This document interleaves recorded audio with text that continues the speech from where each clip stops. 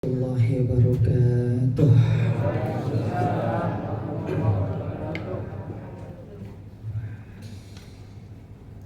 Innal hamdalillah nahmaduhu wa nasta'inuhu wa nastaghfiruhu wa nastahdihi wa na'udzu billahi ta'ala min shururi anfusina wa min sayyiati a'malina. Man yahdihillahu fala mudilla lahu wa man yudlil fala hadiya lahu. Wa asyhadu an la ilaha illallah wahdahu la syarika lahu.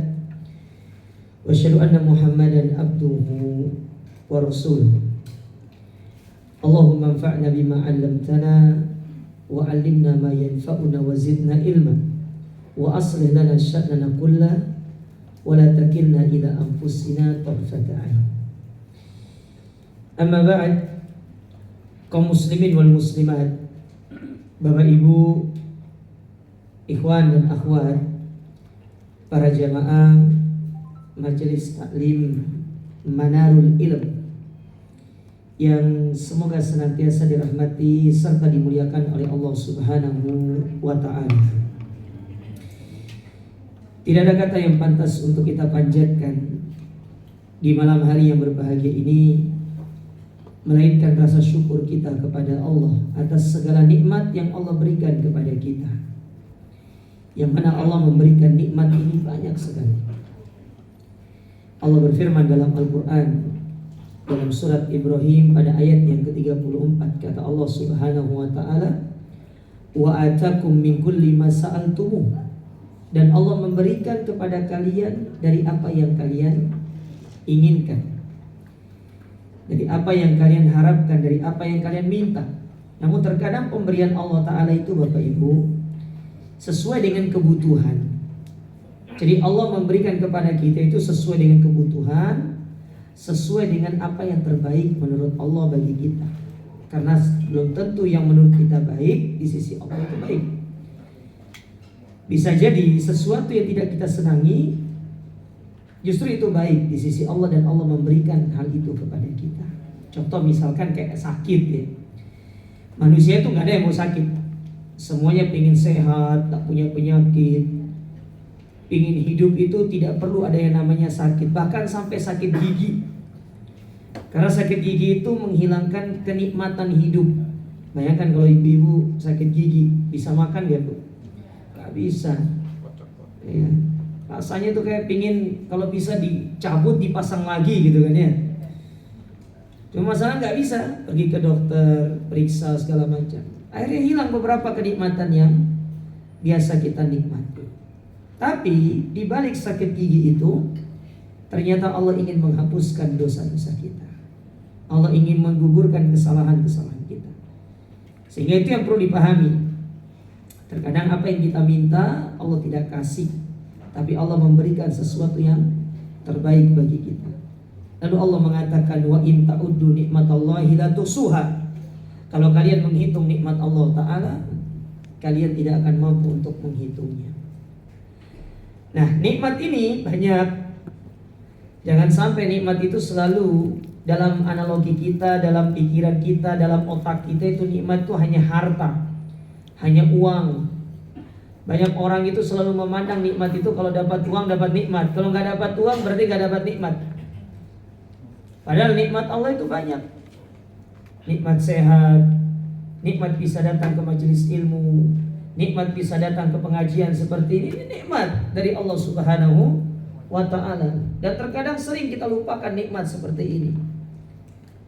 Padahal nikmat ini yang akan kita bawa pulang nanti akan kita sebutkan kenapa seorang harus datang ke majelis ilmu.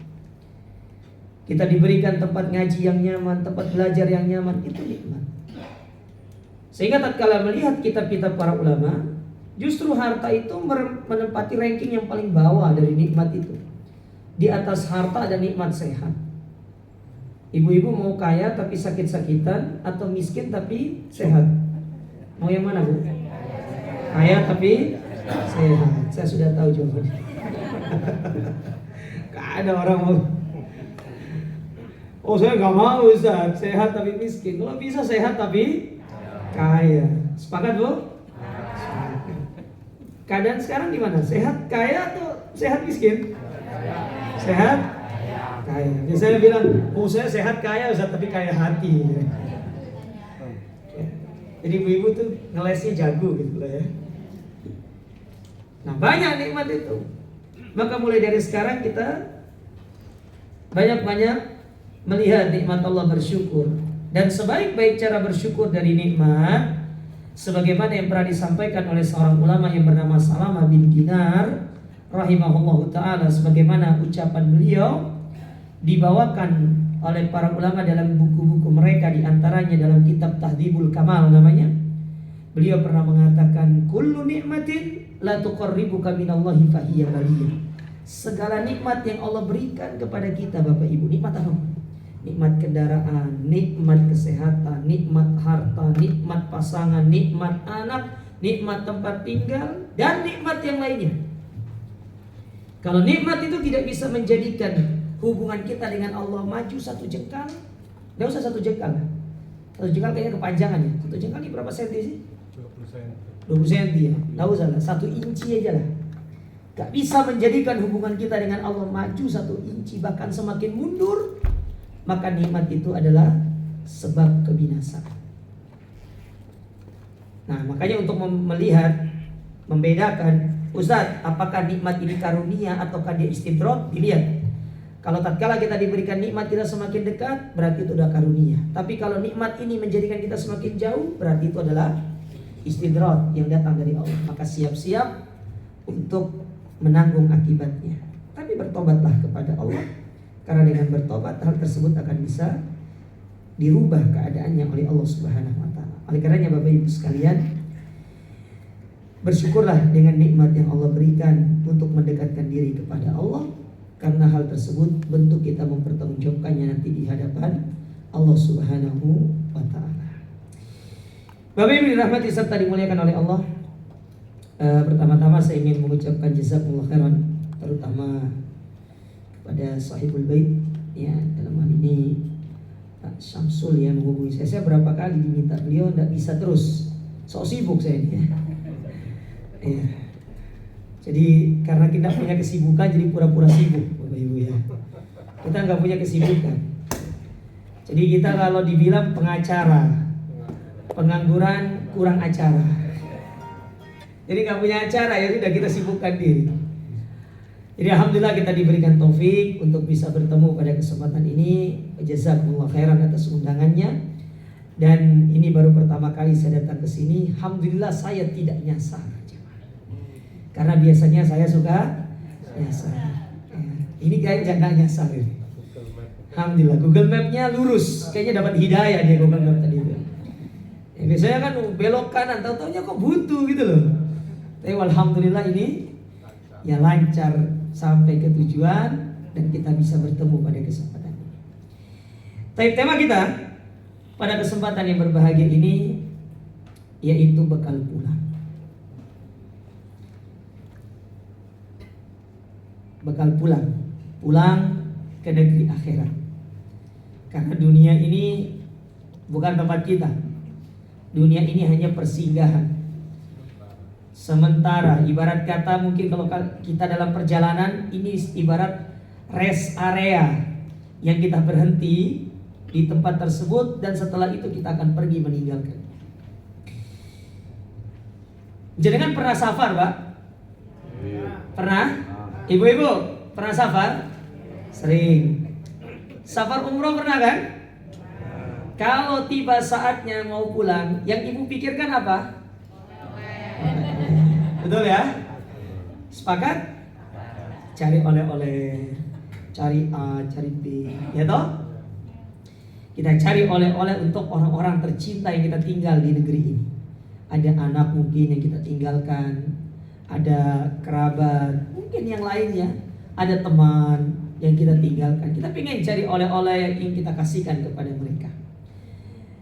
Jadi kita kalau pergi safar, pengen pulang, yang ada dalam pikiran kita untuk kita siapkan adalah oleh-oleh yang ingin kita sampaikan atau ingin kita berikan kepada mereka.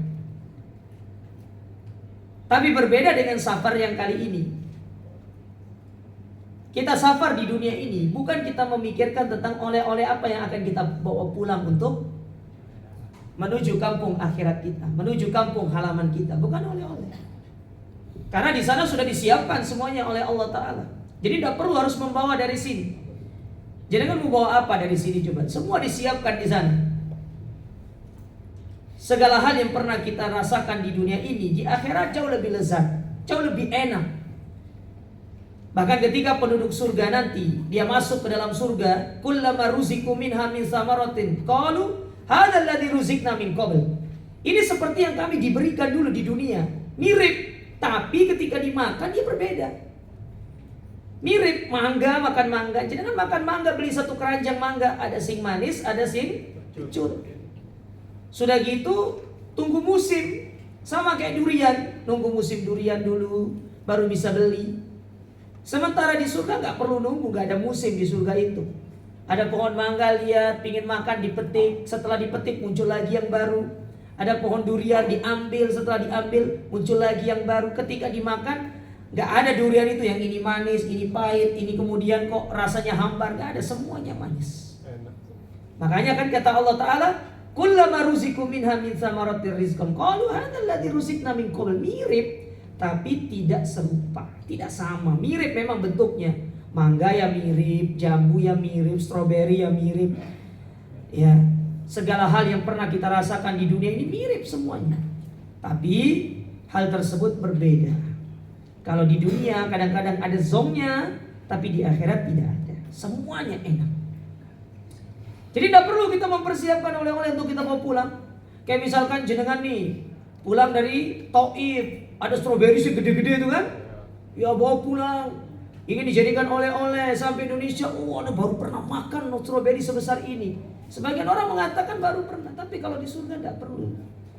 Ya, tidak perlu kita harus pergi ke Taif dulu, nggak perlu harus pergi tunggu orang pulang dulu dari luar negeri baru bisa makan, tidak. Tapi semua itu bisa didapatkan dengan begitu mudahnya. Namun untuk sampai ke sana bukan kita menyiapkan oleh-oleh, tapi yang harus kita siapkan adalah bekal untuk kita pulang. Al-Imam Ibnu Hajar dalam bukunya Fathul Bari, beliau mengatakan manusia itu hidup di dunia itu, Bapak Ibu sekalian, ada 3 kelompok, 3 jenis golongan manusia mereka hidup di dunia ini.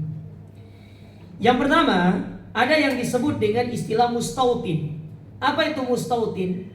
Yaitu mereka yang menganggap dirinya sebagai penduduk negeri tersebut. Kalau bahasa kita itu orang sering bilang akamsi. Apa akamsi itu? Anak kampung sini. Ya. Dia menganggap dirinya, oh saya akamsi, saya orang sini.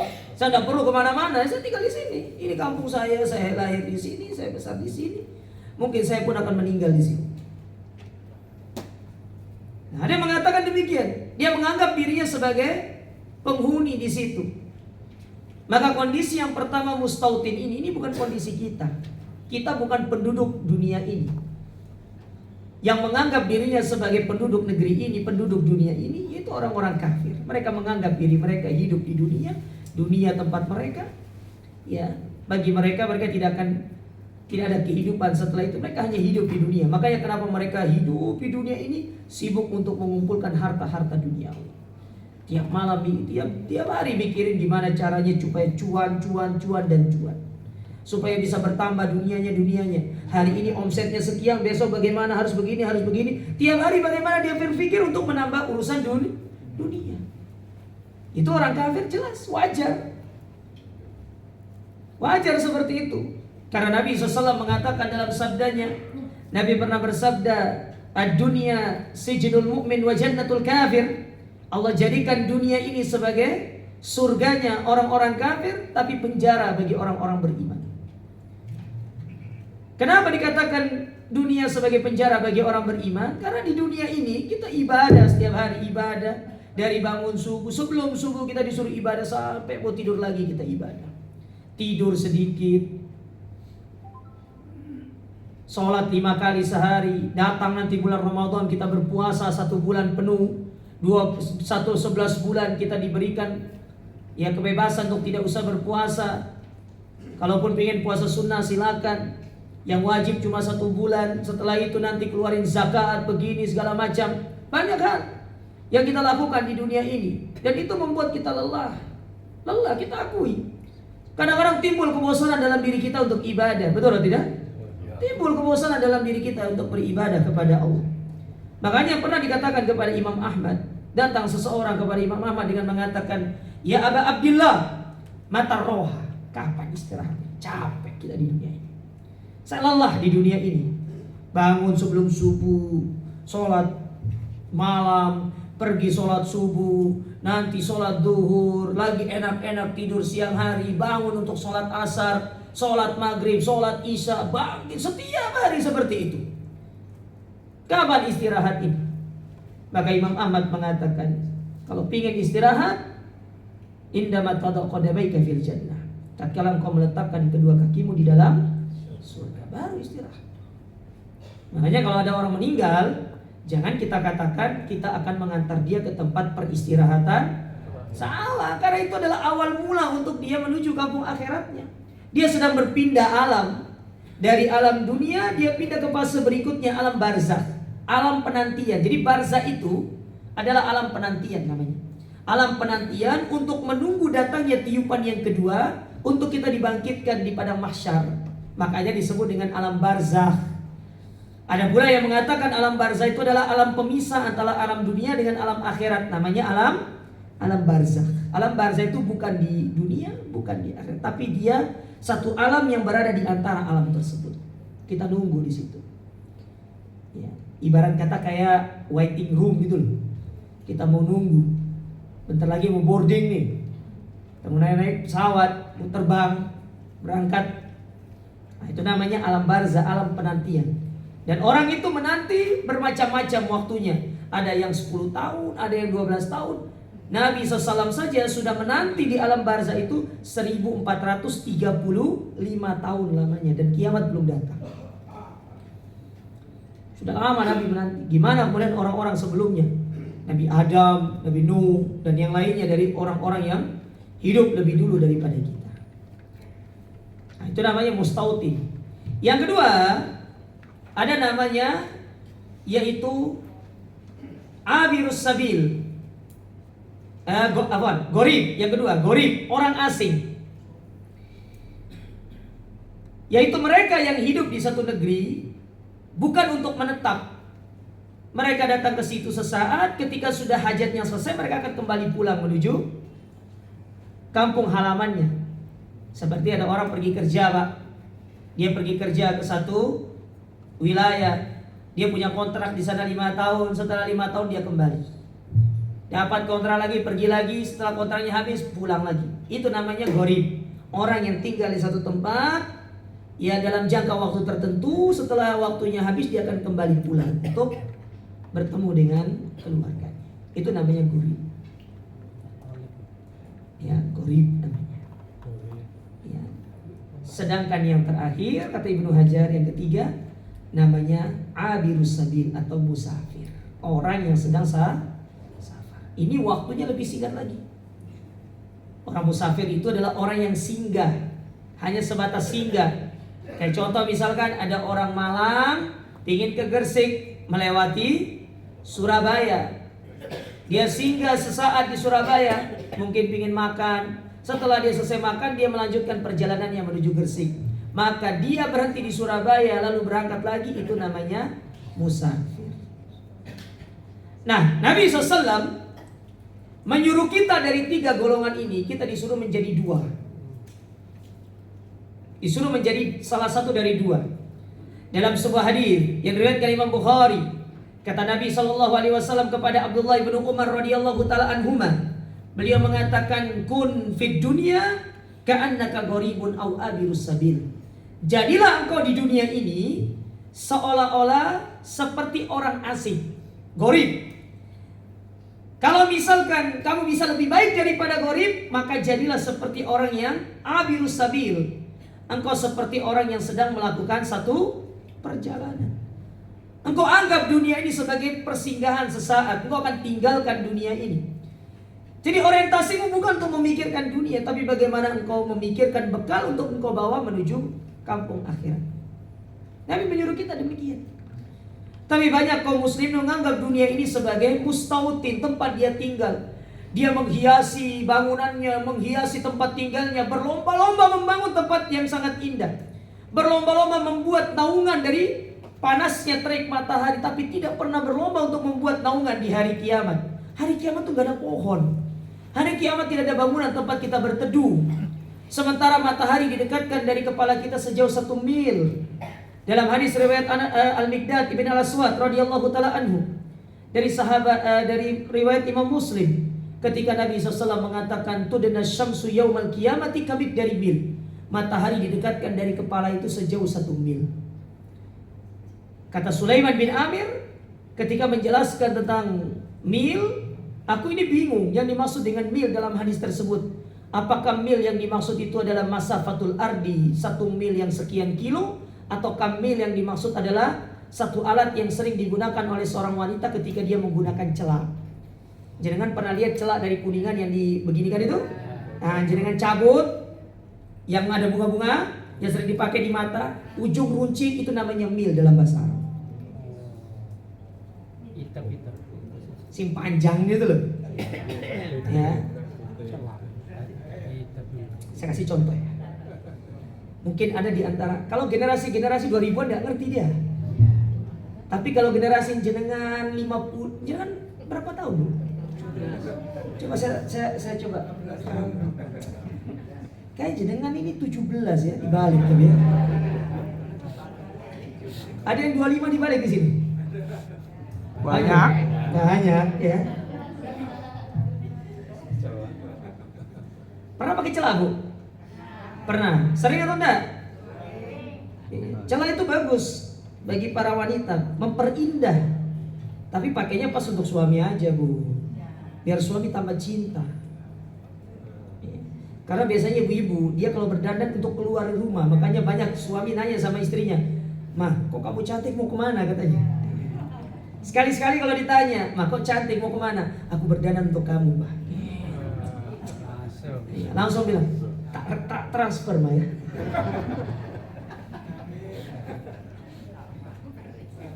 Tahu-tahunya pasti transfer, saldonya kosong. Ini kembangnya, ini kan ada ujung runcing. Ya toh? Nah, ini namanya mil dalam bahasa. Yang panjang ini. Ya pendek. Ya, itu mil. Dalam bahasa Arab itu mil. Sekarang panas gak mataharinya? Berapa juta mil sekarang jaraknya? Tapi bayangkan nanti dari kiamat. Nah, banyak orang itu di dunia, Masya Allah, menyiapkan tempat yang teduh. Kalau panas itu, kalau pas waktu siang hari biar tidak terkena terik panas matahari. Kadang-kadang kita lagi jalan di tengah siang karena kepanasan, berteduh dulu. Di akhirat gak ada seperti itu.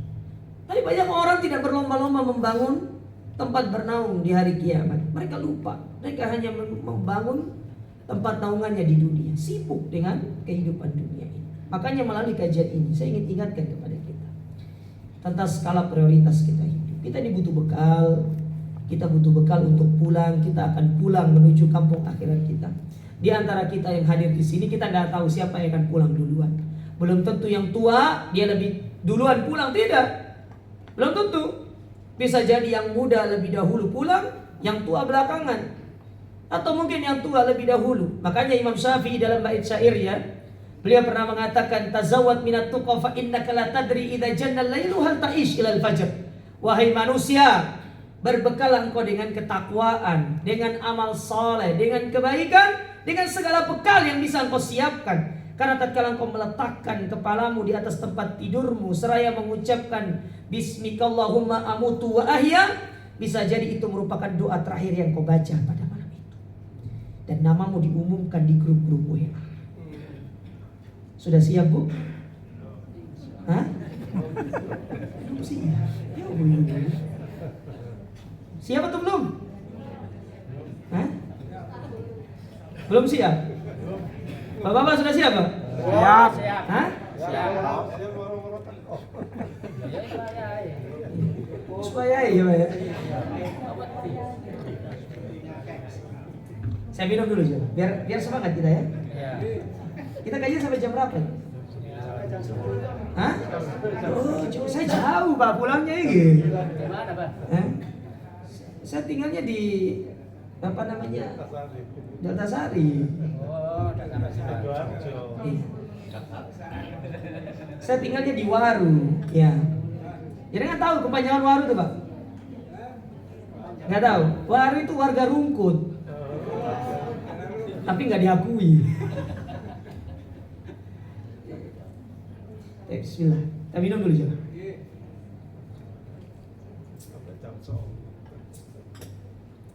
Sampai jam 9 ya.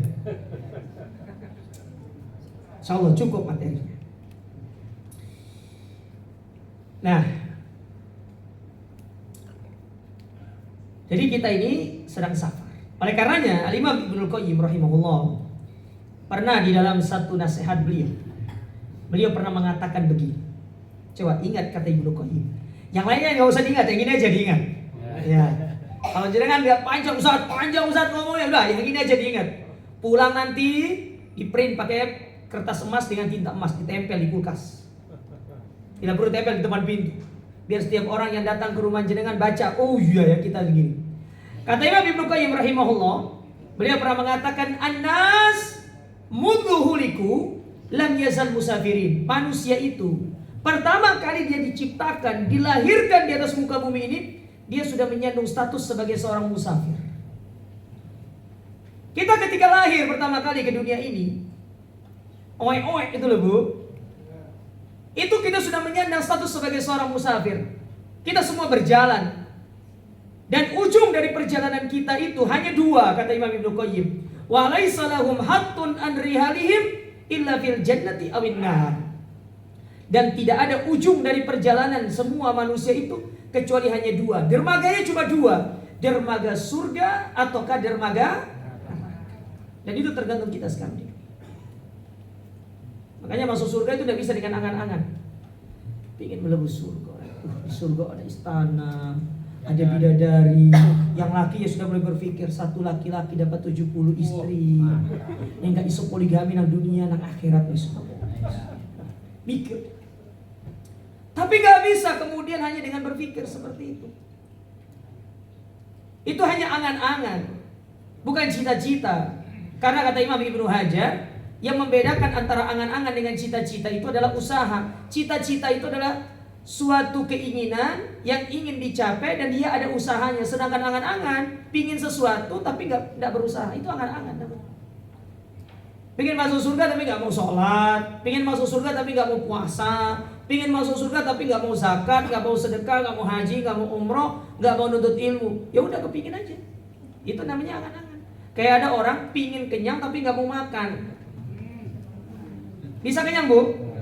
Gak bisa. Wong yang makan aja belum tentu kenyang kok. Tapi harus ada usahanya. Makanya Nabi ketika datang seorang sahabat bertanya kepada Nabi SAW, ya Rasulullah, bukankah setiap orang telah ditentukan tempatnya di surga dan neraka? Kalau gitu ngapain kita ibadah? Ya sudah, kita tunggu hasil. Kalau masuk surga ya alhamdulillah, masuk neraka ya mau gimana lagi? Kata Nabi SAW, karena kamu gak tahu tempatmu, makanya kamu disuruh beramal. I'malu fakullun muyassar lima khuliqalah. Beramallah. Karena dengan kita beramal itu semua akan dimudahkan. Semua dimudahkan sama. Nah oleh karena itu kita butuh bekal. Nah, sekarang Ustaz, apa bekal kita Ustaz? Bapak Ibu dirahmati serta dimuliakan oleh Allah. Allah berfirman tadi dalam surat Al-Hasyr, sebagaimana yang telah dibacakan di awal tadi. Dalam surat Al-Hasyr ayat 18 kata Allah Subhanahu wa taala, ya ayyuhalladzina amanu ittaqullaha wal tanzur nafsum ma qaddamat lighad wattaqullaha wallahu khabirum bima ta'malun.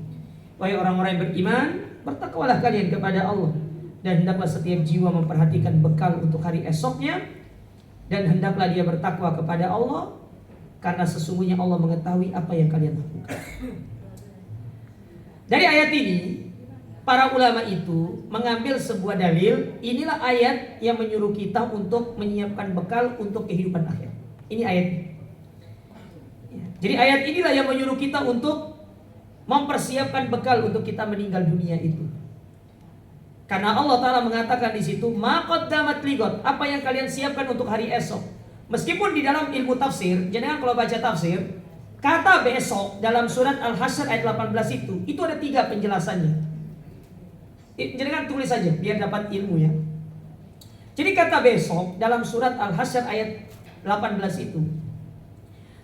Kalau jenengan kumpulkan semua buku-buku tafsir, ya, buku-buku tafsir itu kayak misalkan tafsir Ibnu Katsir, kemudian tafsir Al-Qurtubi, tafsir At-Tabari, ya, kemudian ya tafsir As-Sa'di, tafsir Jalalain, kemudian ada namanya tafsir Thaha bin Asyur. Ya banyak buku tafsir-tafsir klasik itu banyak. Ya. Banyak. Kalau kita kumpulkan semuanya, kita rangkum, maka dari kalimat godan besok itu ada 3 penafsiran. Yang pertama, besok itu adalah hari setelah hari ini, hari besok. Ya, besok kalau kita masih hidup lagi, kira-kira jenengan planningnya apa? Itu maksudnya. Besok ini, kita tuh kadang-kadang planningnya dunia terus, betul atau tidak? Ya. Besok itu planningnya dunia. Saya akan begini. Jarang orang yang planningnya hari ini saya ngajinya 2 halaman. Kalau besok coba 3 halaman. Jarang yang seperti itu. Dari 10 orang belum tentu ada 1. Rata-rata kita ini urusannya itu dunia semua. Besok itu kita pikirkan, oh iya besok ini kita ada reuni ini, besok ada pertemuan ini, besok mau ke sini. Nggak pernah tuh besok kita katakan, coba besok saya pingin yang ngaji sekian halaman, coba besok saya pingin pergi ziarah kubur untuk melembutkan hati, coba besok saya pingin silaturahim. Padahal itu semua ibadah kepada Allah Ta'ala. Tapi dalam otak kita semua itu dunia. Dunia semua dalam otak kita.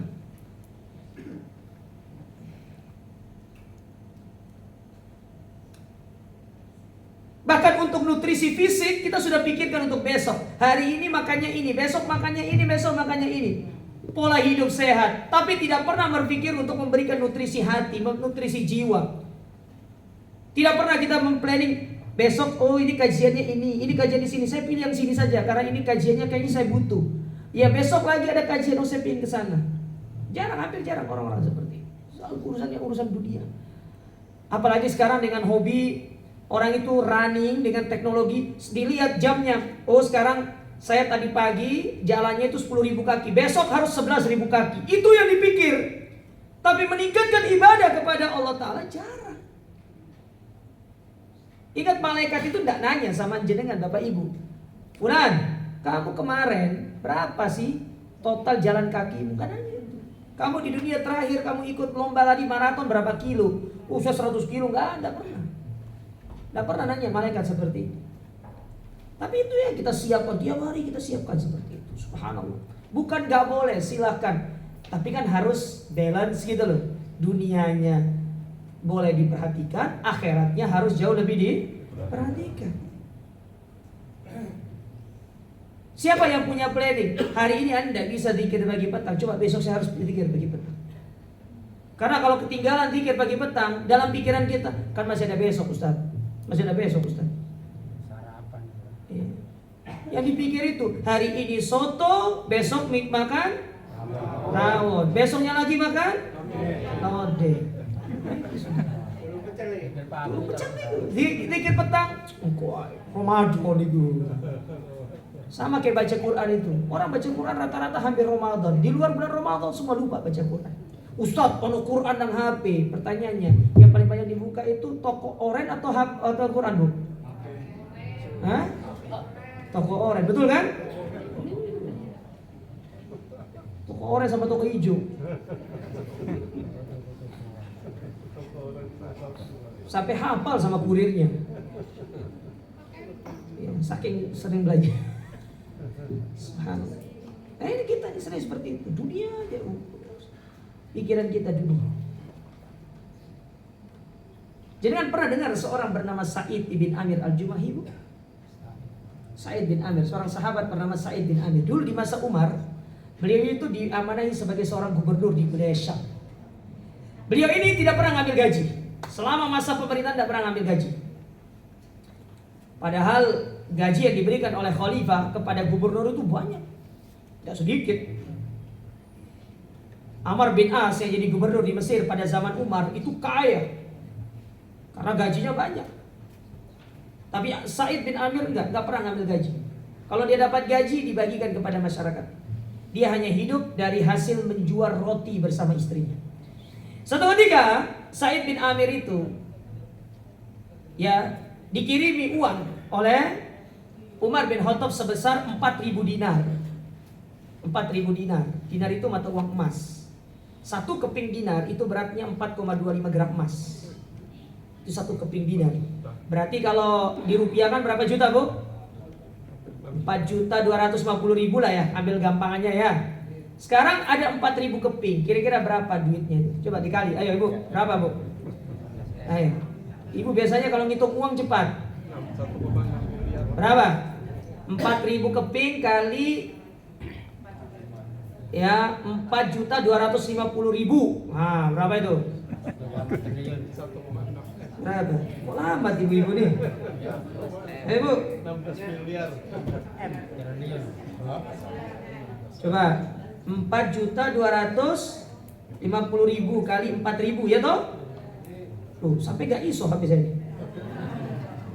Kok gak bisa miring ini? Berapa, Bu? 17 miliar. Masya Allah. Sekarang kalau ibu dapat uang 17 miliar, apa yang ibu pakai? Ustaz, anak tak pergi beli tas gentong, Ustaz. Tak beli tas ayam kermes, Ustaz. Tahu tas ayam kermes? Tas gentong tahu? Iya kan mirip kan, Gucci sama gentong kan mirip. Ya apa sih ibu ini? Wah, ini semakin malam semakin galodeng ibu-ibu ini. Nah, dikasih, datang asistennya Umar ketok pintu, Assalamualaikum. Waalaikumsalam. Ada hadiah dari Amirul Mukminin 4.000 dinar. Kira-kira nih, kalau jenengan dapat segitu, ucapan pertama kali bilang apa, Bu? Alhamdulillah, rezeki istri solehah. Langsung ambil HP posting, cekrek, gitu kan? Betul, Bu? Tapi Said enggak. Ketika datang, dibuka pintu, dibilang 4.000 dinar, dia katakan innalillah wa inna ilaihi rajiun. Istrinya yang di belakang dengar, ya Said, amata Amirul Mukminin. Wahai Said, apakah Amirul Mukminin meninggal dunia? Kata suaminya Said, ini lebih dahsyat daripada Amirul Mukminin meninggal dunia. Apa itu? Masuk dunia ke rumah kita untuk merusak akhirat. Bagi 4.000 dinar. Enggak diambil satu keping pun sama dia. Enggak diambil. Coba kalau kita, setan Ustaz, ambil satu keping sih Ustaz. Atau 10 keping kan lumayan Ustaz. Ya. Padahal dia itu hidupnya hanya dari roti. Dia punya baju hanya bisa dihitung jari. Ya, bahkan disebutkan dalam riwayat cuma satu bajunya. Jadi kalau dia sudah cuci bajunya, dia tidak akan keluar untuk pergi kontrol masyarakat. Coba kalau kita lihat pemimpin-pemimpin kita sekarang, ono sing setrikaan, ya betul nggak? Ono sing jadi driver, baju dinasnya piro, luar biasa. Said. Nah kita itu dunia. Hari esok tuh apa? Jenengan tuh mau ngapain besok ini? Harus ada planningnya. Kalau kita diberikan hidup untuk besok, kita harus punya planning yang jelas.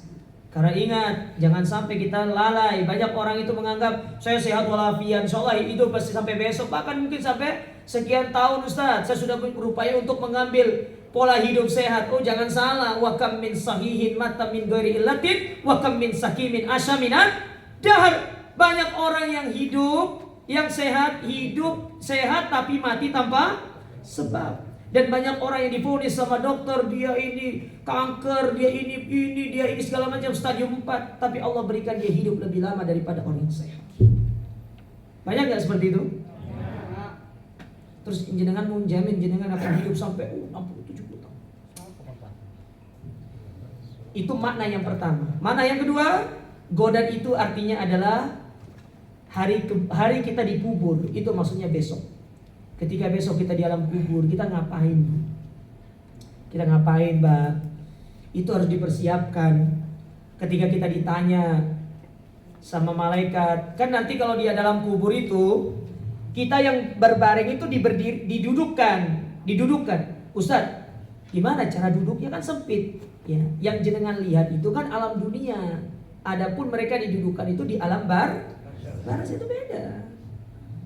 Ini dunia yang antum lihat ini. Jadi jenengan kalau gali kubur sekarang, ya itu alam dunia bukan alam barzah. Alam barzah itu berbeda dengan alam dunia.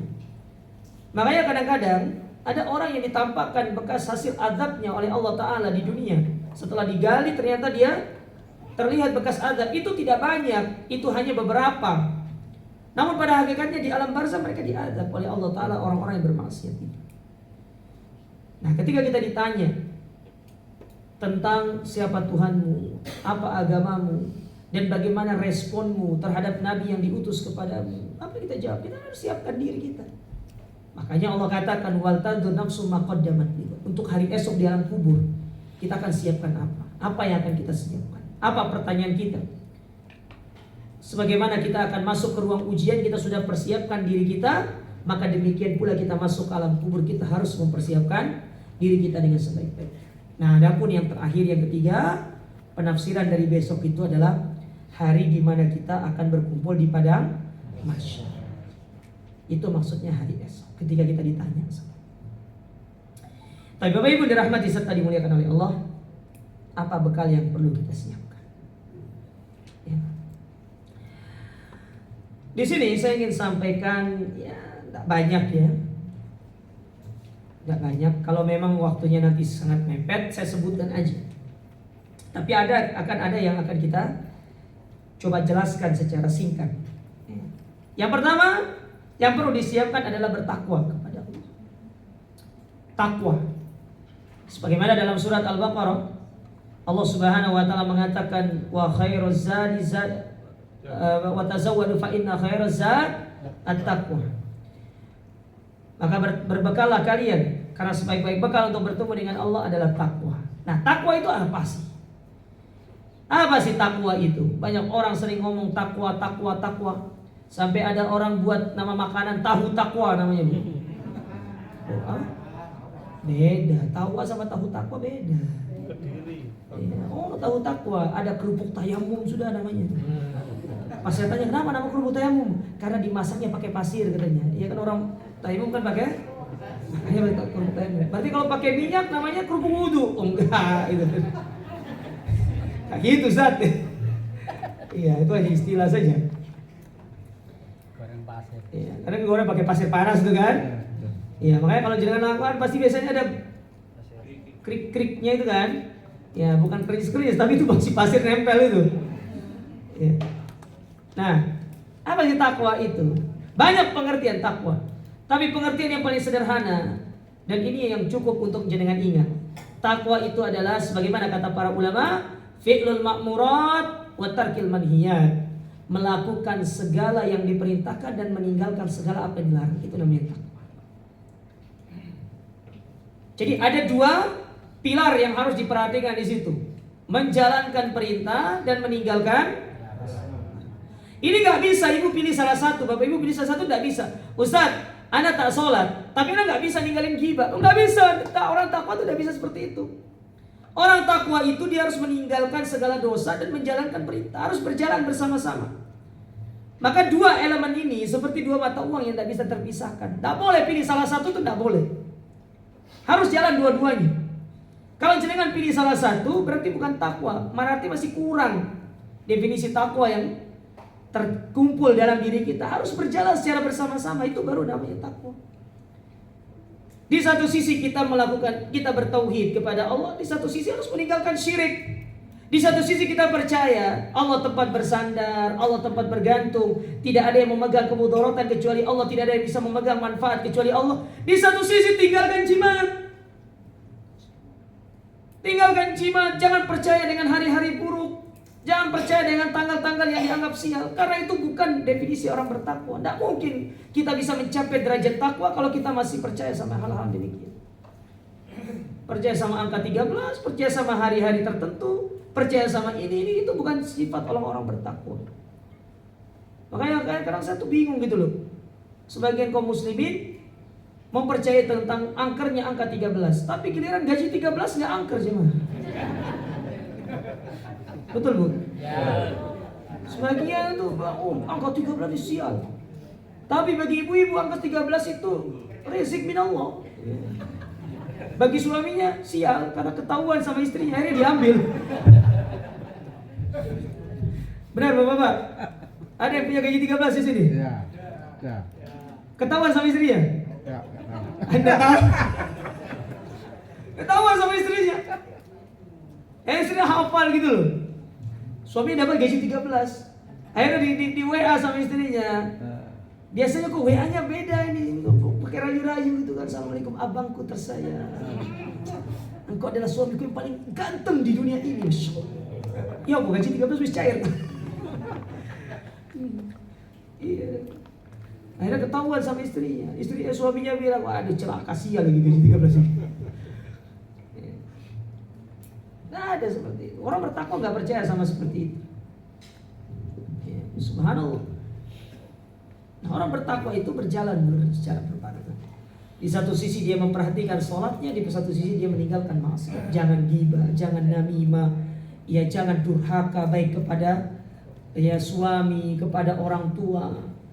Ya, jangan kita mendolimi orang lain, subhanallah. Apalagi di bulan haram seperti di bulan Rajab. Ini kan bulan haram, kita banyak suka mendolimi orang. Menggibah di luar bulan haram itu sudah dosa besar. Sedangkan menggibah dalam bulan haram itu dosanya lebih besar lagi, Bu. Apalagi yang digibahi ustadznya. Ustadz yang digibah. Baru kenal.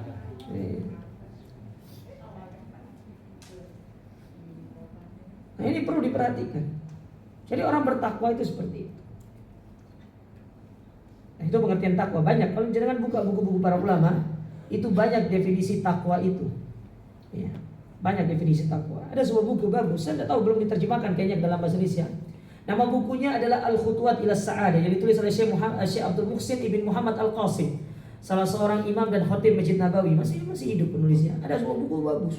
Beliau membawakan definisi takwa itu banyak dan bagus-bagus sekali. Pengertian takwa itu.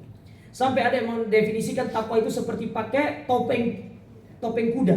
Jadi jalan lurus, nggak perlu lihat kanan, nggak perlu lihat kiri. Itu namanya orang bertakwa. Ya, pakai topeng kuda lurus saja. Ya, nggak perlu lihat kanan, nggak perlu lihat kiri. Karena kalau lihat kanan, lihat kiri menjadikan orang sulit untuk bertakwa kepada Allah. Dengar omongan manusia dengan komentar orang. Kalau sudah ibadah sudah karena Allah Ta'ala. Tidak usah kemudian dengarkan omongan A, B, C, D, menyebabkan kita tidak bisa bertakwa. Baik. Apa manfaat bertakwa? Banyak. Ya, dalil-dalilnya banyak. Salah satunya tadi Allah berfirman dalam surat Al-Baqarah tadi, "Wa tazawwadu fa inna khairaz zadi taqwa." Sebaik-baik bekal untuk bertemu dengan Allah adalah bertakwa kepada Allah Ta'ala. Kita beramal soleh, mengumpulkan amal soleh dalam diri kita. Di antaranya manfaat dari bertakwa dalam surat At-Talaq, misalkan Allah Ta'ala berfirman, kata Allah Subhanahu wa taala, "Wa may yattaqillaha yaj'al lahu makhrajan wa yarzuqhu min haitsu la yahtasib." Yang bertakwa kepada Allah berikan kepada dia solusi dari setiap masalah yang dihadapi. Perhatikan lafaz ayat itu. Allah menggunakan kata makhrajan, itu nakiroh kalau dalam ilmu bahasa Arab. Isim nakiroh, isim umum. Kenapa Allah bawakan dengan isim umum, dengan kata yang umum? Karena masing-masing orang punya problem dan masalah yang berbeda-beda. Dan solusi sesuai dengan masalahnya. Ada orang punya masalah dengan keluarganya, ada orang punya masalah dengan temannya, ada orang punya masalah dengan kesehatannya. Orang bertakwa, dia menghadapi semua itu dengan sesuai dengan masalahnya. Makanya dikatakan makhrajan. Ya, kalau pakai alif lam, al-makhraja menjadi kalimat itu khusus atau ma'rifat kalau dalam bahasa Arab. Ya, isimnya menjadi ma'rifat. Tapi Allah katakan makhrajan umum karena setiap masalah manusia itu punya masalah yang beraneka ragam. Ada ustadz masalah dengan jamaahnya, ada jamaah masalah dengan ustadznya. Ya, ada ustadz masalah dengan istrinya, dengan anak-anaknya, banyak. Ya, ada suami bermasalah dengan anak-anaknya, dengan istrinya, banyak seperti itu. Ya. Jadi semua orang punya masalah bermacam-macam. Dan tingkat masalah itu sesuai dengan tingkat keimanan kita. Dan cara menghadapinya adalah dengan kita bertakwa kepada Allah. Allah kasih solusi, Allah kasih cara untuk keluar dari masalah tersebut. Ya. Nah, banyak orang menghadapi masalah itu tidak dengan bertakwa kepada Allah. Termasuk ini. Kita menghadapi kematian, menghadapi hari kiamat dengan kita bertakwa kepada Allah. Jadi nggak perlu banyak-banyak tentang keutamaan takwa. Kita kalau sebutkan dalilnya ada ribuan dalil yang menyebutkan tentang manfaat bertakwa. Kalau kita hanya bahas takwa atau kajian itu nggak cukup satu pertemuan, bisa sampai 2, 4, sampai 5 kali pertemuan untuk membahas takwa. Bagaimana definisi takwa? Yang hal-hal yang bisa merusak ketakwaan banyak. Ya. Tapi yang perlu jenengan ingat, takwa itu sebaik-baik bekal untuk kita bertemu dengan Allah Ta'ala. Taib. Yang kedua, bekal yang kedua, kita cepat saja. Ilmu. Bekal ilmu. Apa yang dimaksud di sini? Ilmu apa? Ilmu yang berkaitan dengan 3 hal. Ilmu tentang Allah, ilmu tentang Rasul, dan ilmu agama secara umum. Perlu ilmu Bapak Ibu. Terutama ilmu tentang Allah, dan itu adalah ilmu yang paling mulia. Ingat, ada sebuah ungkapan dari para ulama. Mereka mengatakan begini, tolong diingat ya ungkapan ini, mungkin pernah dengar jenengan. Para ulama pernah mengatakan dengan ungkapan syaraful ilmi bi syarafil ma'lum. Mulianya suatu ilmu itu tergantung objek yang dipelajari. Paham maksudnya? Mulianya suatu ilmu tergantung objek apa yang kita pelajari. Kita pelajari tentang apa dulu? Karena sesuatu yang kita sedang pelajari itu menunjukkan kemuliaan ilmu. Makanya kata para ulama, tidak ada ilmu yang paling mulia kecuali ilmu yang kita pelajari tentang Allah Subhanahu wa ta'ala. Karena Allah yang paling mulia. Makanya mempelajari tentang sifat-sifat Allah, mempelajari tentang rububiyah Allah, mempelajari tentang segala hal yang berkaitan dengan Allah Ta'ala, itu menunjukkan kemuliaan ilmu tersebut. Makanya kenapa seorang mukmin dia harus mengenal Allah? Karena banyak di antara mukmin tidak kenal Allah Ta'ala. Ustaz, dari mana sih antum mengatakan banyak seorang mukmin tidak mengenal Allah? Gampang. Dari mana kita tahu? Dari masalah yang kita hadapi. Banyak orang punya masalah, yang didatangi pertama bukan Allah, tapi yang didatangi pertama adalah HP-nya. Ngupdate status, buat status, ganti foto profil. Yang tadinya bunga-bunga yang bermekaran karena lagi sedih, akhirnya bunganya berguguran. Betul Bu? Kadang upload status yang menunjukkan kesedihannya. Ini menunjukkan dia tidak punya pengetahuan tentang Allah Ta'ala. Dia bersandar kepada manusia. Dia berkeluh kesah kepada manusia. Dia lupa dia punya Rob. Makanya kata para ulama dalam ungkapan mereka, yang mana ungkapan ini pernah saya dengarkan dari Syekh Abdul Razak ketika beliau menyampaikan sebuah nasihat di Masjid Nabawi, dan kebetulan pada itu saya hadir di pengajian beliau. Beliau mengatakan, "Man kana a'rafu billah kana akhwaju minhu, wa man kana akhwaju minhu kana atlabu minhu aktsar." Orang yang paling mengenal Allah, dia pasti akan paling butuh kepada Allah. Dan orang kalau sudah butuh kepada Allah, maka dia wujudkan rasa butuhnya dengan dia banyak berdoa kepada Allah. Punya masalah, dia datang sama Allah. Dia punya masalah, dia ambil air wudhu, dia sholat 2 rakaat untuk meminta sama Allah Ta'ala. Bukan kemudian telepon temannya, "Assalamualaikum mbak, ya apa mbak, ya mbak, waktu dah, katanya curhat lagi mbak." Akhirnya temannya gak bisa. Ngapunten deh, gak bisa. Katanya teman, waktu gak ada. Coba kalau datang sama Allah, ibu mau datang sampai jam berapa? Jam 2, jam 3, subuh, siang, malam, pagi. Ahlan wa sahlan, Allah menerima kita dan Allah tidak pernah menutup pintunya. Bahkan di waktu yang paling manusia tidak senangi untuk didatangi, justru itu adalah waktu yang paling dicintai oleh Allah Ta'ala untuk kita mendatangi Allah. Sepertiga malam terakhir, siapa yang senang didatangi sepertiga malam terakhir? Ada gak orang yang senang diketuk pintu rumahnya jam 2, jam 3? Ada gak? Jangan senang kalau rumahnya diketuk jam 2? Ini manusia mau ngapain datang sini jam sini? Orang lagi enak-enak terselimut gitu kan? Lagi enak-enak tidur datang, dibuka pintu paling dimarah-marah. Kamu ini udah tahu jam berapa? Ini sudah pulang dulu gitu kan? Tapi Allah justru senang kalau hambanya datang pada jam segitu. Betul atau tidak? Ya. Kita datang jam segitu, kita angkat tangan kita, kita minta sama Allah. Nah, kenapa hal itu tidak ada dalam diri kita? Kita tidak kenal Allah. Sudah nggak usah kita sudah memang kita tidak kenal Allah, makanya kita jarang berdoa sama Allah, kita jarang minta sama Allah.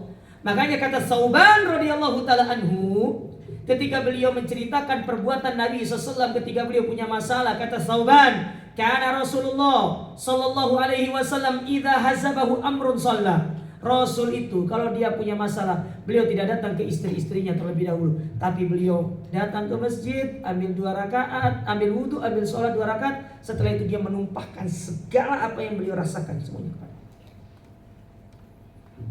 Itu Nabi. Katanya ngikut Nabi. Musuh punya masalah datangnya ke status WA, status Instagram. Datangnya sama Allah dong. Makanya kalau kita mengenal Allah, kita pasti akan sangat butuh sama Allah. Tapi karena kita tidak kenal Allah, jadinya kita tidak butuh sebenarnya. Kita butuh kepada manusia. Padahal super powernya Allah Ta'ala luar biasa. Kekuatan Allah Ta'ala dari yang bisa menandingi. Apa yang tidak bisa dilakukan oleh Allah Ta'ala? Nah, kalau kita sudah mengenal Allah, di hari kiamat, di dalam kubur, di hari kiamat, kita termasuk orang-orang yang akan selamat. Kita bawa bekal yang pas. Ketika kita ditanya sama malaikat Munkar Nakir, "Fulan, siapa Rabbmu?" Rabbku Allah. Karena kita sudah mengenal Allah Ta'ala di dunia. Demikian pula kenal Rasul, Bu, Pak, kenal Nabi, ya, kenali siapa Nabi kita, bagaimana perjuangan beliau, ya, bagaimana kemudian beliau alaihi salatu wassalam sangat cinta kepada umat ini. Ada satu fakta unik, mungkin jenengan pernah dengar ya. Di kala perang Badar, ada satu peristiwa di situ. Sebelum terjadinya perang Badar, kan Nabi itu kan perang Badar itu tujuannya bukan untuk perang, hanya ingin menghadang kabilahnya Abu Sufyan yang datang dari Syam pulang ke Mekah, bawa harta banyak. Pada saat itu Abu Sufyan bawa uang sekitar 20, kalau nggak salah 20.000 dirham hasil jualan. Ya kan, mereka nitip semuanya ke Abu Sufyan. Abu Sufyan datang pergi jualan ke Syam, bawa pulang keuntungan 20.000 dirham. Nabi dengar masalah itu. Nabi ingin mengambil harta tersebut sebagai bentuk ganti rugi karena mereka mengambil harta kaum muslimin yang ada di Mekah. Paham ya? Ternyata tidak sesuai rencana gitu loh. Ternyata perang. Nah, sebelum perang itu ada satu fakta unik. Nabi SAW ketika memerintahkan satu sahabat untuk melihat kondisi orang kafir, orang Quraisy itu, bilang, "Coba kau pergi lihat." Akhirnya datang sahabat ini mengabarkan, "Ya Rasulullah, mereka seperti ini, seperti pasukan begini-begini." Apa yang dilakukan oleh Nabi SAW? Nabi berkata kepada Abu Bakar, "Ya Abu Bakar, da'ni ilal khaymah, biarkan aku datang ke kemahku." Datang Nabi masuk ke kemah. Apa yang beliau lakukan coba? Nabi SAW kemudian duduk bersimpu di atas lututnya sambil mengangkat kedua tangannya sampai ridaknya jatuh ke belakang seraya mengatakan, berdoa sama Allah, "Allahumma anji su'daka wa attani." Ya Allah, tunaikan janjimu pada hari ini. Janjimu. Engkau telah berjanji akan menolongku, engkau berjanji akan menyelamatkanku, akan menolong agama ini. Tunaikan janjimu pada hari ini. In tukhlad hadhil isabah fala tu'bad fil ardi ba'dal yaum. Kalau kelompok ini kalah di hari ini, kamu tidak akan pernah disembah di atas muka bumi ini selama-lamanya. Apa yang terjadi? Dimenangkan sama 300 lawan 1000. Coba bayangkan, di atas kertas 1 lawan 3, kira-kira bisa menang gak Pak? Gak bisa. Tapi Allah yang memenangkan. Maksud saya, dengan kita mengenal bagaimana sepak terjang Nabi, paling tidak kita sudah kenal, oh Nabi berjuang untuk kita. Maka sudah selayaknya kita jadikan beliau sebagai orang yang perlu untuk kita kenal. Ini enggak, yang dikenal pemain bola, yang dikenal penyanyi ini, penyanyi itu, artis A, B, C, D. Yang dikenal itu adalah ya vlogger A, vlogger B, hafal pendapatannya berapa, rumahnya di mana. Mereka enggak bertanya kepada kita, malaikat maut itu, kamu dahulu, kamu subscribe siapa sih? Kamu dulu ikut siapa? Enggak nanya itu. Yang ditanya itu Nabi. Gimana kita mau jawab kalau kita tidak kenal Nabi kita yang mulia alaihi salatu wassalam, perjuangan beliau ke Taif, bagaimana di Uhud, bagaimana di perang Hondak. Nabi jangan tahu di kisah perang Hondak, ketika Nabi menggali parit, melihat para sahabat di musim dingin, Medina dinginnya seperti apa? Medina itu kalau dingin, Pak, nusuk 5 derajat, bahkan sampai 0 derajat. Saat itu tidak ada bahan makanan. Para sahabat lagi gali parit, karena mereka kelaparan, mereka ambil batu, ditaruh di perutnya, diikat untuk mengganjel supaya lambungnya itu tidak turun ke bawah. Nabi melihat hal tersebut, Nabi nangis, mengatakan kepada Allah, berdoa, "Allahumma la aisha illa aishal akhirah." Ya Allah, tidak ada kehidupan kecuali kehidupan akhirat. Wahai para sahabatku, engkau diberkahi oleh Allah Ta'ala. Semangat para sahabat berjuang. Kita tidak pernah mengenal tentang bagaimana sejarah Nabi SAW. Yang kita tahu itu Islam saat ini aja. Bagaimana proses Islam itu seperti apa, itu kita kenal melalui Rasul Sallallahu Alaihi Wasallam. Makanya kenal tentang Nabi, belajar, itu ilmu yang perlu kita bawa untuk menghadap Allah Ta'ala. Insya Allah jenengan tidak akan ditanya kok, siapa pemain bola termahal, siapa artis terkaya, ya, siapa Crazy Rich Surabaya, tidak akan ditanya. Ya. jenengan tahu pun tidak masuk surga, nggak tahu pun tidak masuk. Tapi kalau jenengan tidak bisa tahu siapa Nabi, pas ditanya, "Waman nabiyuk?" Siapa nabimu? Mulut ini kaku untuk menjawab. Sampai-sampai Nabi menggambarkan orang kafir, orang munafik yang ada alam kubur itu. Nabi mengatakan, mereka mengatakan, samitun nas yakul lakin nasi. Aku pernah dengar manusia mengatakan apa, tapi aku lupa. Siapa yang melupakan? Allah Ta'ala yang melupakan. Karena tidak kenal Nabi. Nah, perlu dari sekarang belajar Nabi kita siapa. Nah, termasuk bagian daripada ilmu itu adalah mempelajari ilmu agama. Nah, seperti sekarang dengan belajar istiqomah, ya, belajar itu istiqomah. Belajar itu harus meluangkan waktu, jangan cari waktu luang. Karena kalau jenengan mencari waktu luang, jenengan sibuk. Tapi harus luangkan waktu. Saya yakin jenengan ini punya banyak agenda, tapi sisipkan dalam agenda jenengan. Saya pokoknya hari ini, ya Kamis kan ini kan ya. Kajian di sini Kamis ya. Pokoknya saya setiap Kamis saya mau kemana-mana. Saya mau pergi pengajian. Itu caranya. Ya, pergi kajian. Ini enggak cari waktu luang. Sementara syaitan tahu celah, menjadikan akhirnya kita tidak punya waktu luang. Sih. Harus dipaksa. Kudu masuk surga. Bikin masuk surga itu harus memaksakan diri untuk beribadah kepada Allah Ta'ala, termasuk untuk ilmu. Karena di jalan jenengan untuk bisa masuk dalam surga. Nah, Nabi SAW bersabda dalam hadis yang jenengan mungkin sudah sering dengar terkait masalah keutamaan menuntut ilmu. Dalam hadis riwayat Muslim, Nabi mengatakan, "Man salaka tariqan yaltamisu fihi ilman, sahalallahu lahu bihi tariqan ilal jannah." Orang yang menempuh satu jalan untuk dia belajar ilmu agama, jalan itu akan dia pakai oleh Allah Ta'ala untuk masuk ke dalam surga. Jadi niatkan jenengan datang ke sini sebagai sarana untuk masuk surga. Adapun apa yang jenengan dapatkan nanti dari sini berupa jamuan tuan rumah, itu bonus. Tapi yang paling utama masuk surga. Pengen masuk surga, Bu?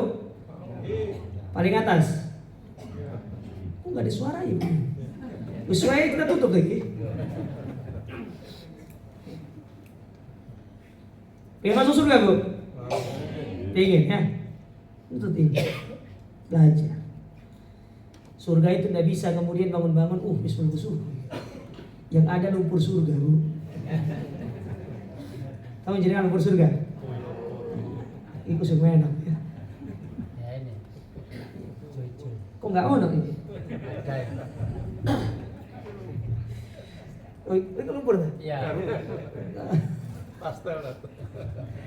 Baik, kita lanjut. Yang ketiga, bekal yang perlu disiapkan adalah memperbaiki hati. Hati ini merupakan barometer Allah Ta'ala melihat kita. Oleh karenanya dalam firman-Nya dalam surat Ar-Ra'd, Allah berfirman, "Yauma la yanfa'u malu wala banun illa man atallaha biqalbin salim." Bahwasanya bertemu dengan Allah dengan membawa harta dan anak itu tidak bermanfaat. Mereka bermanfaat di dunia. Harta dan anak itu bermanfaatnya di dunia. Kalau jenengan sekarang punya harta, jenengan gunakan untuk mendekatkan diri baru bermanfaat. Kalau jenengan punya anak jenengan menjadi anak yang soleh dan soleha, mendoakan kita baru bermanfaat. Tapi kalau di hari kiamat, anak dan harta itu justru menjadi ujian bagi kita nanti. Coba lihat, Allah berfirman dalam surat Abasa. Allah katakan, "Fa idza ja'atis sakha," ketika tiupan sangkakala yang kedua ditiupkan, "yauma yafirrul mar'u min akhi wa ummihi wa abi wa sahibatihi." Kita akan lari dari orang-orang terdekat, termasuk dari anak kita, karena mereka akan datang menuntut kita, meminta haknya, karena orang tua tidak menunaikan haknya selama di dunia. Makanya kata seorang ulama yang bernama sebentar saya lupa namanya, ya. Aduh, kok saya lupa, subhanallah. Tapi saya ingat perkataannya. Ya. Beliau pernah mengatakan, menafsirkan firman Allah dalam surat At-Tahrim ayat yang ke-6. Ketika Allah Subhanahu wa taala mengatakan, "Ya ayyuhalladzina amanu qu anfusakum wa ahlikum." Nah, kata beliau menjelaskan ayat itu, "Innal mar'ata la tukhasimu zawjaha yaumal qiyamati indallah."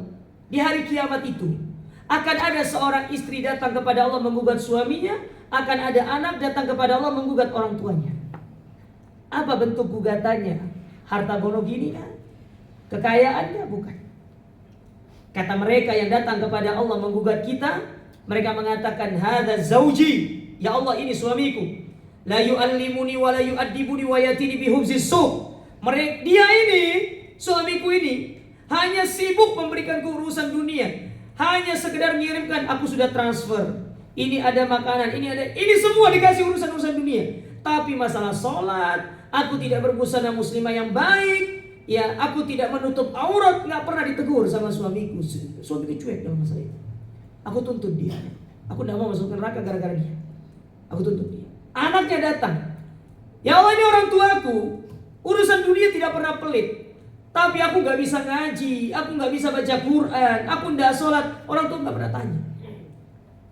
Hanya sibuk ngasih urusan-urusan dunia. Makanya banyak orang tua itu. Subhanallah. Dia bangga anaknya bisa A, bisa B dalam urusan dunia. Tapi giliran anaknya tidak bisa baca Quran, tidak bisa sholat, biasa aja. Kursus bahasa Inggris rela bayar mahal-mahal.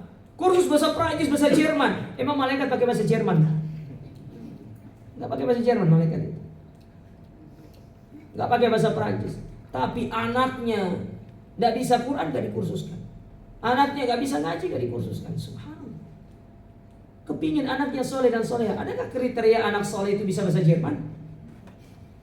Anak yang soleh dan soleh itu adalah yang bisa mendoakan orang tuanya, yang kita ajarkan nilai-nilai agama kepada mereka. Nah, anak itu bermanfaatnya di dunia. Lalu Allah sebutkan ayat tadi mengatakan, illa man atallaha biqalbin salim. Kecuali orang yang mendatangi Allah dengan hati yang selamat. Hati yang selamat maksudnya hati yang bebas dari penyakit hati. Mana contoh penyakit hati? Hasad, kemudian sombong, apalagi bu? Iri. Ya, iri, hasad sama aja. Ria, ya ujub. Nah itu tuh, ujub tuh. Tahu ujub? Bangga sama amal ibadah, sama kebaikan yang dia lakukan. Oh fulan itu kalau bukan gara-gara saya dia akan jadi orang saat ini. Berarti sebelumnya apa dong? Kok bisa orang gitu sebagaimana tuh? Jangan ini ikut teori Darwin. Kalau saya nggak mau loh ya. Ujub, bangga dengan amalnya. Oh kalau tidak begini, kalau bukan karena saya begini. Semua disebutkan. Dia berbangga dengan amalnya. Makanya Allah katakan, la tubtilu shadaqatikum bil manni wal adha. Jangan kau batalkan pahala-pahala kebaikanmu dengan kau menyebut-nyebut kebaikan itu. Ujub tak boleh. Orang ujub itu tidak bagus. Ujub itu jalan menuju riya. Maka orang kalau sudah ujub, dia jatuh dalam riya, dia jatuh dalam sum'ah. Itu pasti rentetannya seperti itu. Kalau sudah riya, kehidupannya pasti dipenuhi dengan dia ingin dipuji, dia ingin divalidasi oleh orang. Segala kebaikan yang dia lakukan, yang penting gimana orang senang, bukan lagi memikirkan tentang Allah Ta'ala yang ridho sama dia. Padahal tugas kita ibadah ini, sebagaimana Allah gambarkan dalam surat Al-Insan, ayat yang ke-9 Allah berfirman, innama nut'imukum liwajhillah la nuridu minkum jazaan wala syukura. Kami memberikan makan kepada mereka, kami tidak butuh terima kasih dari mereka. Mereka mau mengucapkan matur suwun, mau mengucapkan jazakallah khair, urusan mereka, urusan kami tidak butuh kepada mereka. Kalau kita enggak, dasar menungso gak tahu terima kasih. Itu kalau ada orang seperti itu, kalau kita seperti itu bu, tolong berarti hatinya jadi masalah. Lagi masalah nih, segera dibersihkan. Ibu mau bertemu dengan Allah Ta'ala dengan hati yang kotor, gak bisa. Allah gak akan melihat kita.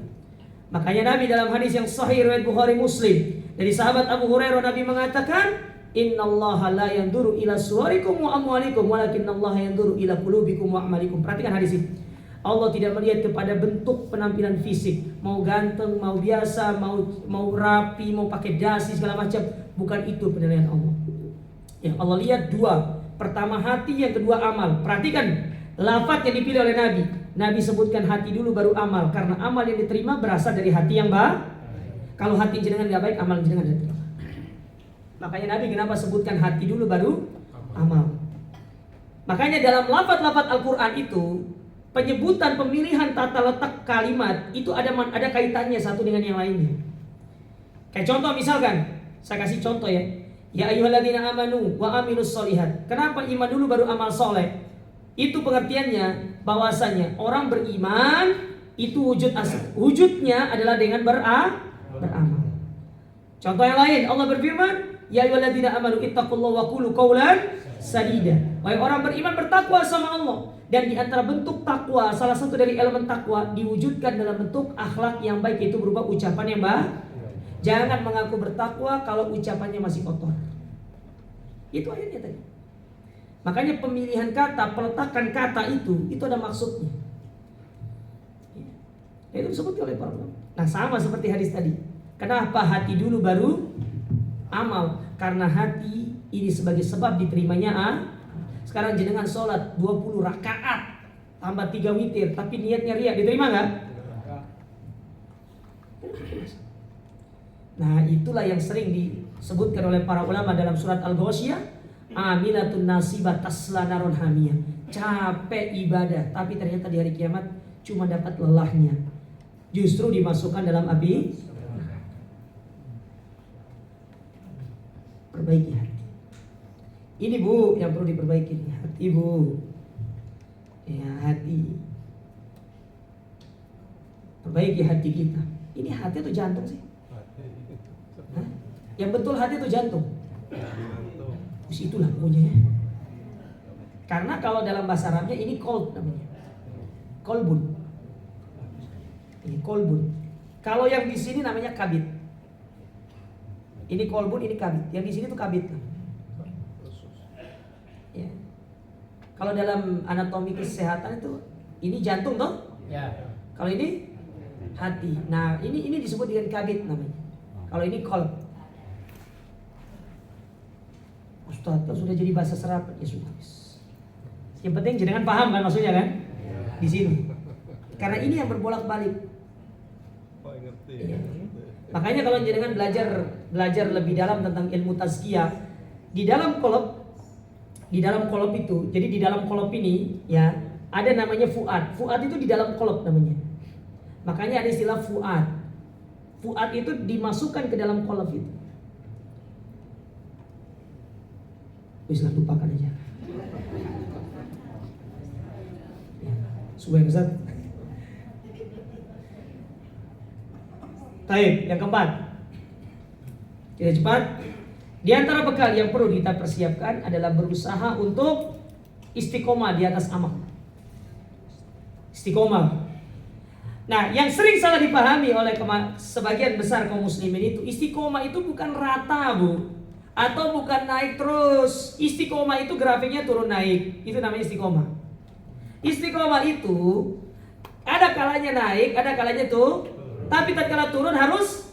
Nah, itu namanya istiqomah. Karena nggak ada ceritanya orang bisa ibadah itu terus flat gitu loh. Lurus nggak ada. Ada kalanya kita semangat, akan ada kalanya kita. Tapi ketika turun jangan terlalu shoot gitu loh. Ibarat kata ketinggian 38.000 turun ke 36.000 kaki gitu loh. Setelah itu naik lagi ke 40.000 kaki. Gitu caranya. Itu istiqomah tuh begitu. Kalau dari 38.000 kaki turun sampai 1.000 kaki, ini bukan istiqomah. Nyungsep namanya.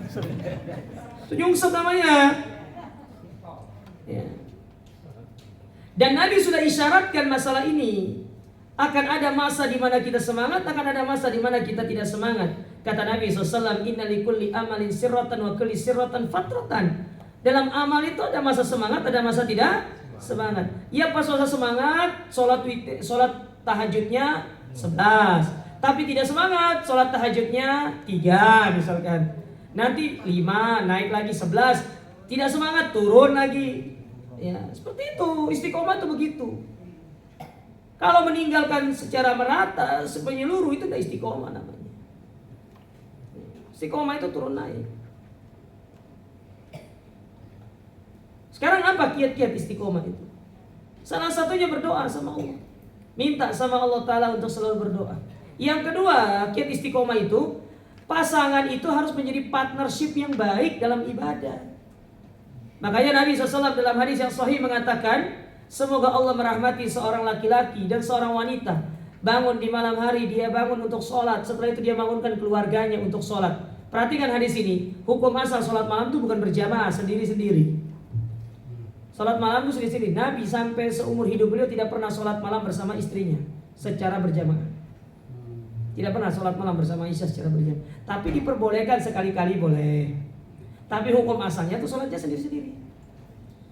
Makanya Nabi mengatakan wa aiqadha ahlahu. Setelah dia bangun, dia sholat, dia bangunkan pasangannya untuk melaksanakan ibadah sholat.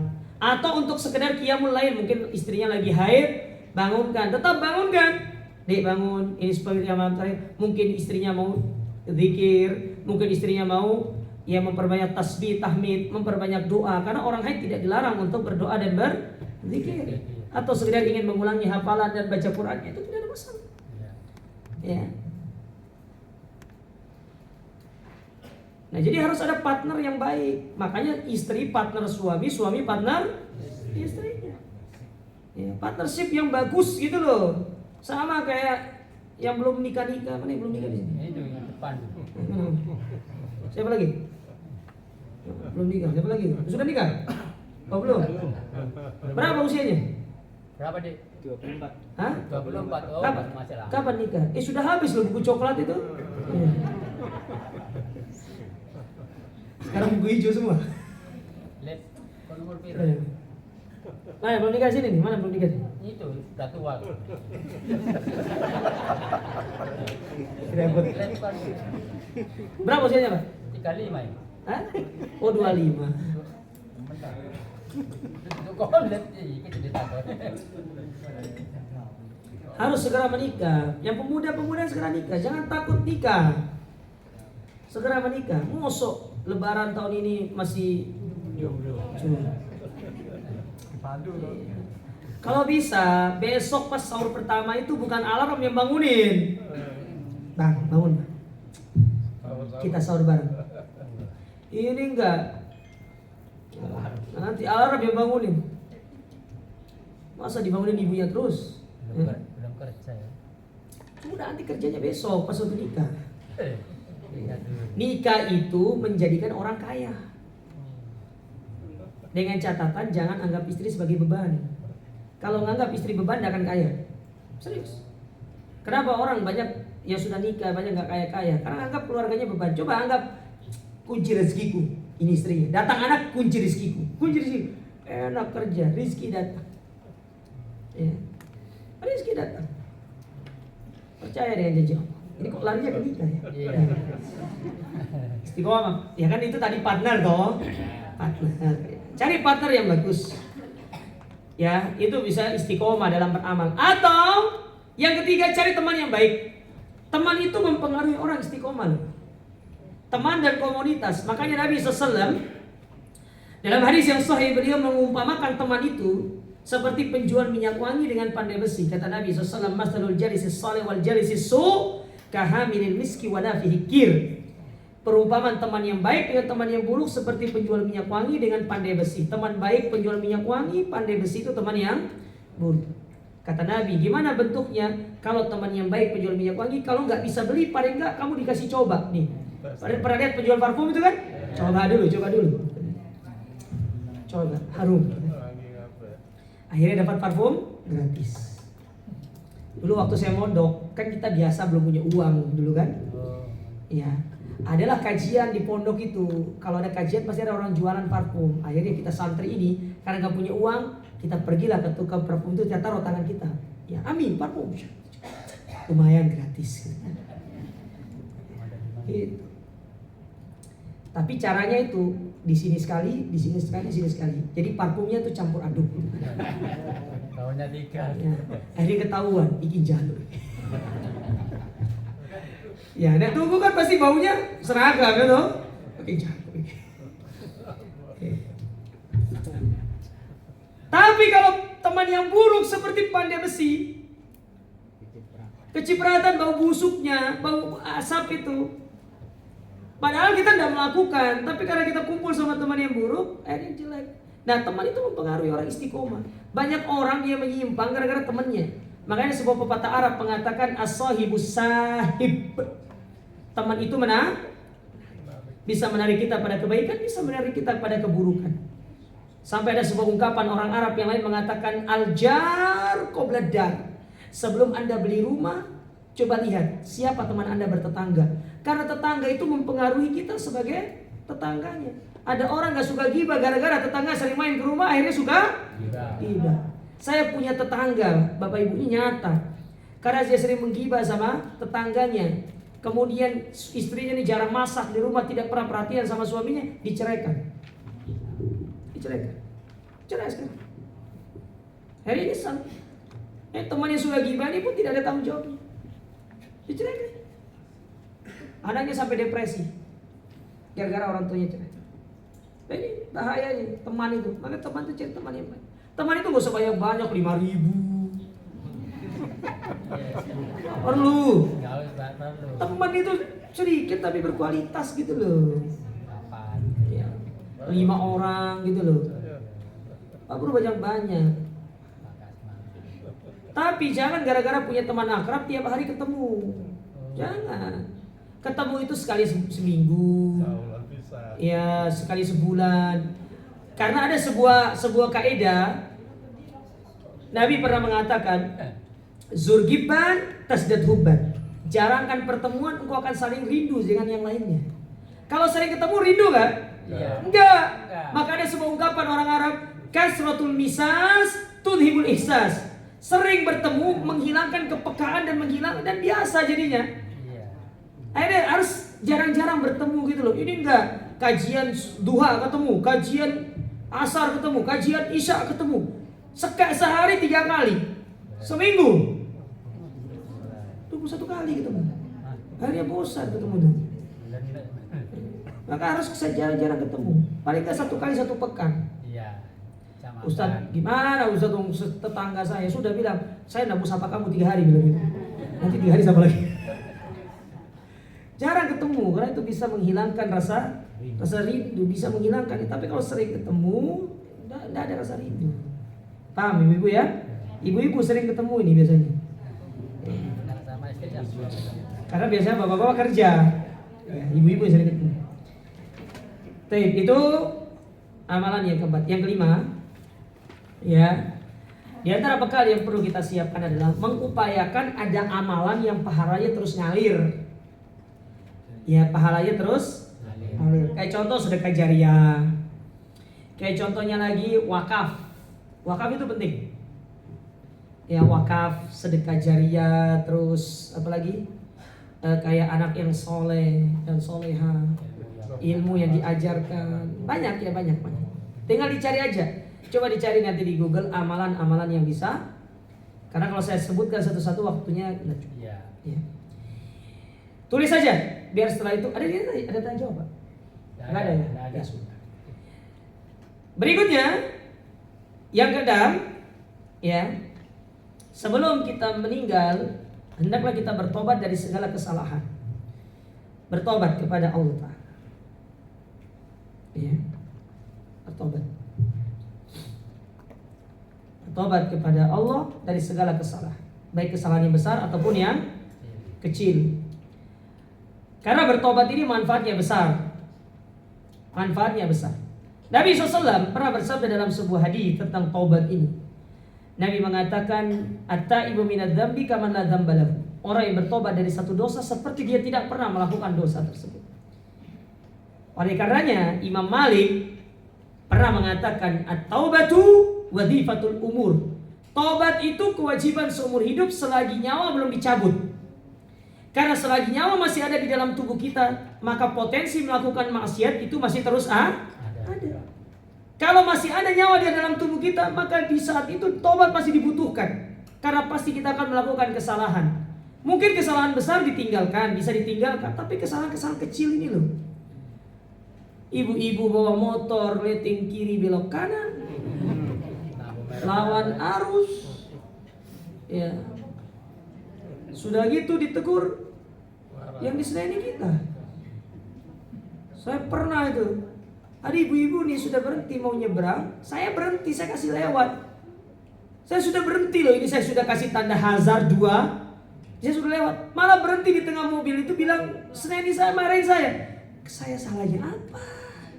Saya kasih jalan lewat. Terus saya ingat, emang wanita tidak pernah salah jemaah. Jadi ada kaidah.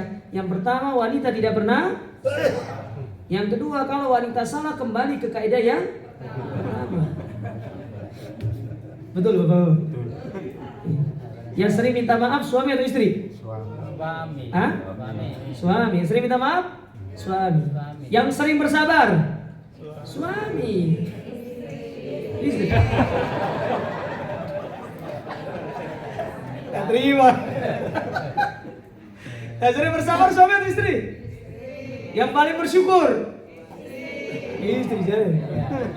Padahal yang sering minta maaf suami, yang sering bersabar suami, yang sering bersyukur suami. Istri apa yang dilakukan? Nggak tahu salah pokoknya. Ada kawan cerita, Ustaz, ada itu Ustaz dimarahin, diomelin sama istri Ustaz 3 kali sehari. Pagi, malam, pagi, siang sama. Terus tak guyoni gini, kamu aja baru punya 1 istri sudah dimarahin 3 kali, gimana kalau 4? 12 kali dong Ustaz. Acur. 12 kali.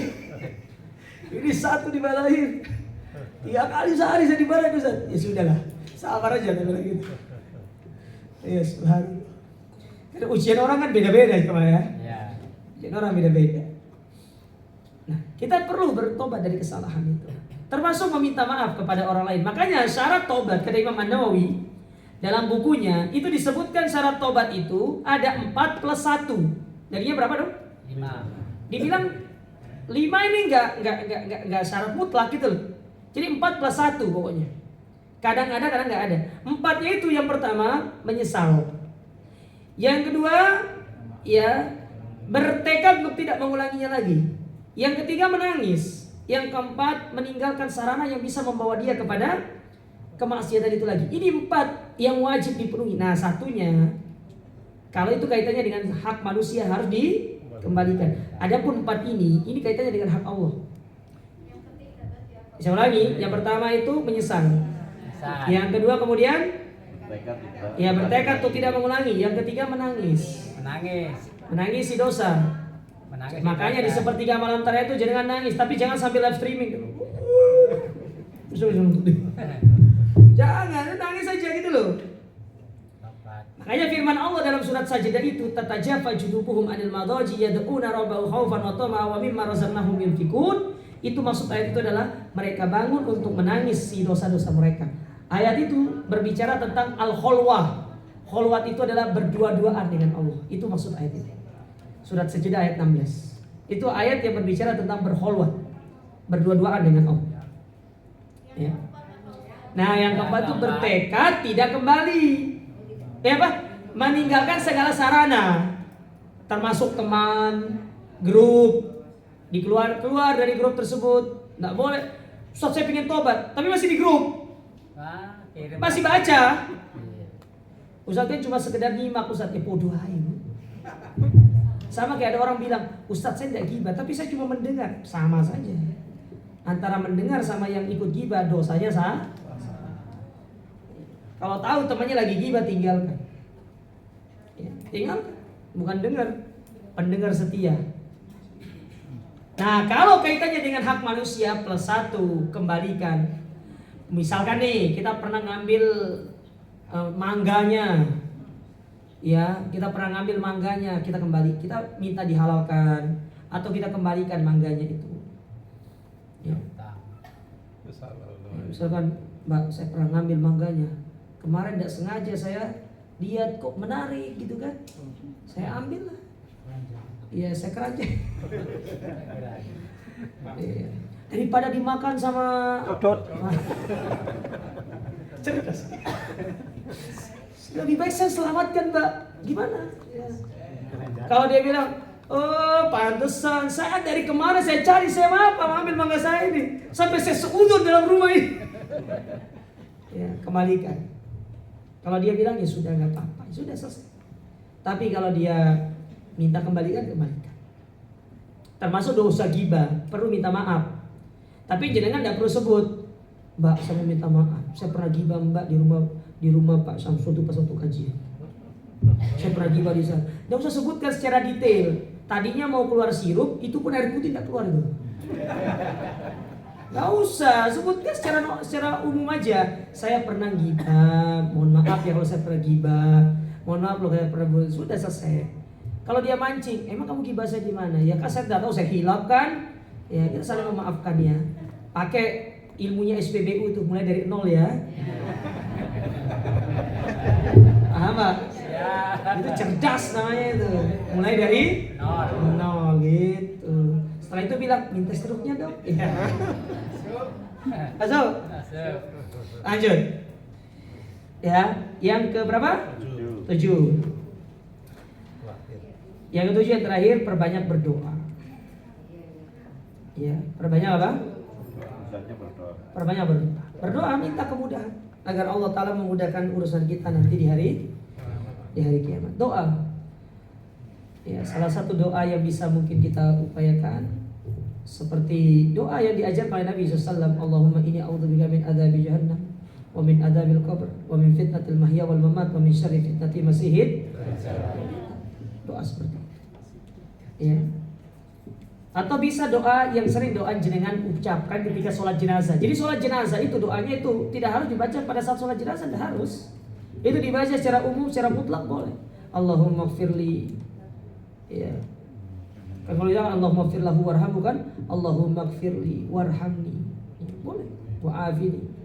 Boleh. Ya. Jangan boleh berbaca doa seperti itu. Atau doa-doa yang lain yang mengandung minta ampunan ya dan minta keselamatan nanti di hari. Minta sama Allah. Ya Allah, aku minta kepadamu husnul khotimah dan jauhkan dari su'ul khotimah. Ya Allah, aku minta kepadamu supaya kau meringankan hisabku di hari kiamat. Boleh seperti itu, tidak ada masalah. Intinya kita berdoa kepada Allah agar Allah Ta'ala memudahkan segala urusan kita. Nah, inilah 7 bekal yang bisa disiapkan untuk kita bawa pulang. Dan semoga Allah Ta'ala memudahkan kita untuk mendapatkan bekal-bekal ini semuanya, untuk kita jasa selamat dunia dan akhirat. Ini yang bisa kami sampaikan. Ya, dari kami kita tutup dengan kita berdoa kepada Allah Subhanahu wa taala. Semoga Allah Subhanahu wa taala mendengarkan segala doa-doa dan harapan kita, mengampuni dosa-dosa kita, yang sakit diberikan kesembuhan, yang sedang punya masalah diberikan kelapangan oleh Allah Subhanahu wa taala, yang punya utang dibayarin utangnya sama Allah, yang pengen haji umroh segera diberangkatkan sama Allah. Kita akhiri subhanakallahumma rabbana bihamdika asyhadu an la ilaha illa anta astaghfiruka wa atubu ilaik. Wassalamualaikum warahmatullahi wabarakatuh. Waalaikumsalam.